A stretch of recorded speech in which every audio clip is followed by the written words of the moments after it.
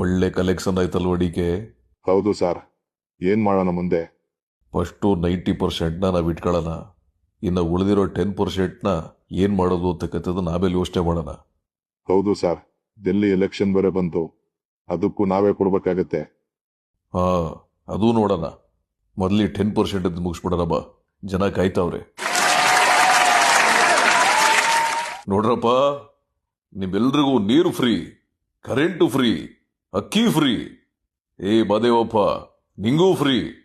ಕಾಕಾ ಪಾಟೀಲ, ನಿಂಗೂ ಫ್ರೀ. ಇನ್ಮೇಲೆ ನೀವು ಮಾವನ್ ಮನೆಗೆ ಹೋಗುವಾಗ, ಗಂಡನ ಮನೆಗೆ ಹೋಗುವಾಗ, ಪೇಟೆಗೆ ಹೋಗುವಾಗ ಬಸ್ಸಲ್ಲಿ ಹೆಣ್ಮಕ್ಳು ಟಿಕೆಟ್ ತಗೊಳ್ಳೋ ಆಗಿಲ್ಲ.